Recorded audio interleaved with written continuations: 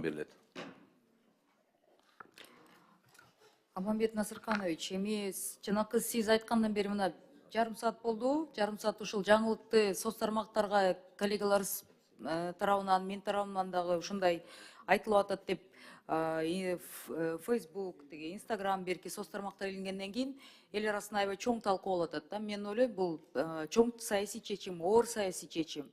Бирок өкмөт деген элдин жети терисин сыйрыбай, эми сиз эл арасынан чыккан адамсыз да.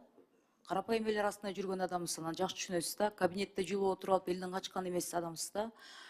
Созидатель болуш керек деп мен ишенем да. Бул аябай чоң саясий чечим болуп атат. Мен ойлойм, сиз буну президент менен талкуулап туруп бияка келип атасыз. Это вы сам по себе менин жеке оюм деп жетекчи катары айтыш керексиз. Бирок ал киши деген элдин эл арасында талкууларды жаңы жылдык маанайды 7 миллион 300 адамдын ортосунда көтөрүп берейин деген ниет менен айтылса керек деп ойлойм да. Ишкерлер абдан колдоп атат. Бардыгы түшүнүп, бул мыйзамды дагы бияктан коллегаларыбыз айткан турады. Чоң саясий чечим келгендиктен кийин давайте без обсуждения өткөрүп берели деп. Менден мындайда кемчиликтерди айтканда өкмөт тарабынан аябай эмнеге бизди сындайсыңар дейт да. Бирок биз да эл арасында жүрөбүз. Менин шайлоо округум Бишкек шаарында.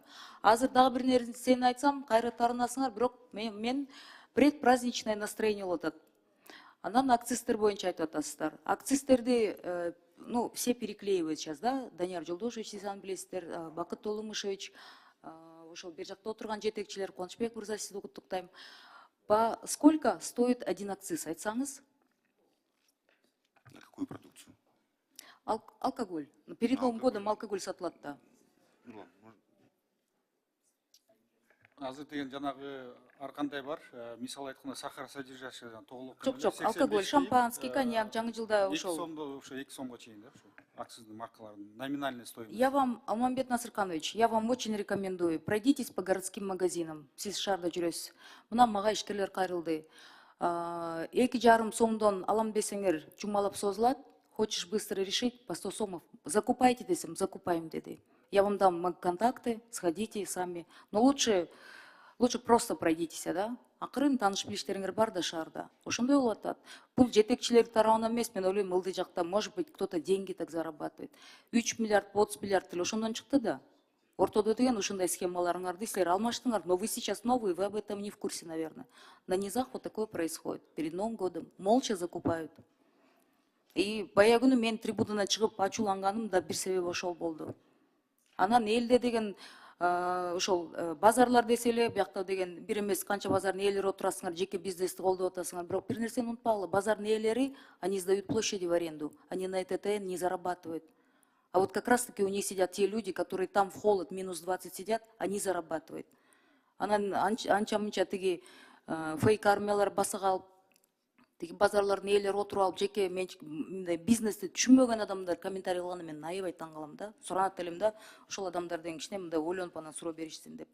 Бул чоң саясий чечим. Мен 100% колдойм эмес, мен ойлойм, Кыргызстанда ошол жада калса киоскин ичине чейин барып, по закону вы должны собирать за 6 лет налоги, да?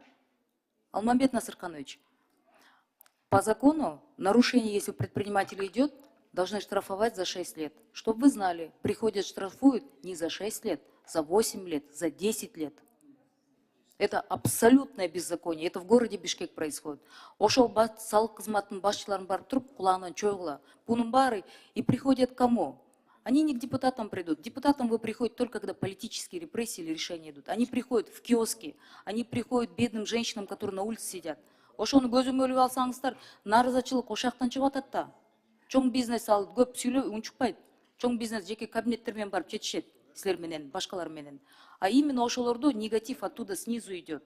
И когда мы ходим, они жалуются. А те, которые их проверяют, приходят, айтты, үстү жактан теги каражат керек деп айтты деп. За 10 лет женщина ко мне обратилась, я вам найду ее тоже контакты, пойдете проверите. Уят да. А парламенттен көтөрсөк, жетекчилер биякта деле отурасыңар, таарынасыңар да. Эмне эле тиги бийликке каршысыңарбы? Мына мен я и аплодировать вам буду стоя. Жакшы нерселер жасалып атат, колдоп атабыз.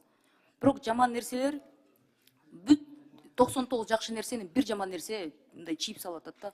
Ошону көзөмөлгө алсаңыздар, ишиңиздерге ийгилик. Мен ойлойм деген бул жактан деген аябай туура чечим болду. Жаңы жылдык маанайды январдан сиздер гана эмес, баардыгыбыз мындай чочулап отурганбызда кандай болуп кетет деп. Поэтому я думаю, это очень хорошее решение. Президенту большое спасибо. Давайте, Рахмат, мен қолдаймын. Данияр Ермекович, Рахмат. Данияр Ермекович, ұлсат па? Да, Даниил Жолдашевич. Эльвира Джергалыковна, относительно вопроса ЭТТН, это личное мнение Алмамбета Насырхановича. Этот вопрос будет еще обсуждаться. Адылалеш өзінің программасымен алдыңызға келгенде айтқан ең бір көйгөйлүү маселе қазір ушул ишкерлердин арасында ЭТТНди толтуруу, анан буга чейин личный кабинетке кирүү дагы эки маселе коюлган. Эки маселени Алмамбет Насырханович биринчи кварталда чечиш керек. Биринчи бул личный кабинетке кирүүнү жөнөкөйлөштүрүү. Үчүнчүдөн ЭТТНдин маселесин жөнөкөйлөштүрүү. ЭТТН жок, барьер болбойт. Буга чейин Улукбек Зулукарович айтып кетти.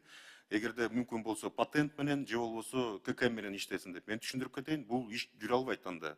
Анткени патент менен болгон күндө дагы барьер ККМ керек. Анын объемун канча экенин 15 миллионго чыгабы же 15 миллионго чыкпайбы, аны эч ким далил кыла албайт эгерде ККМ жок боло турган болсо. Ошон үчүн мындай маселени түшүнүп анан кийин айтыш керек да негизи. ЭТТН деген эмне, ККМди кандай эметип атат? Кечиресиз, Данияр Жолдошевич, кечиресиз. ККМден Кечиресиз, сөзүңүздү бөлүп коеюнчу, кечиресиз. Токтотпойбуз. ЭТТНди жөнөкөйлөштүрөбүз. Данияр Жолдошевич, кечиресиз. Сиз деген бул өкмөт арасында ичинде маселелерди мен ойлойм, бул кабинеттен чыгып алып туруп анан чечишесиздер. Биякта айтылган сөз айтылып калды. Аны кандай чечим болот өзүңүздөр билесиздер, бирок эске сала турган бир нерсе бар. УКМКнын жетекчиси 3 миллиард салык кызматынын жетекчилери уурдады деп ачык айтты. Эртеси күнү чыгып алып пресс-конференция берип атканда 30 миллиард деп айтты. А что вы теперь хотите от народа услышать? Продолжайте деппи. Вы этого не услышите уже. Данияр Жолдошевич, я не пришла с вами спорить здесь. Мы же о системности говорим же сейчас. Зачем это в политику превращать?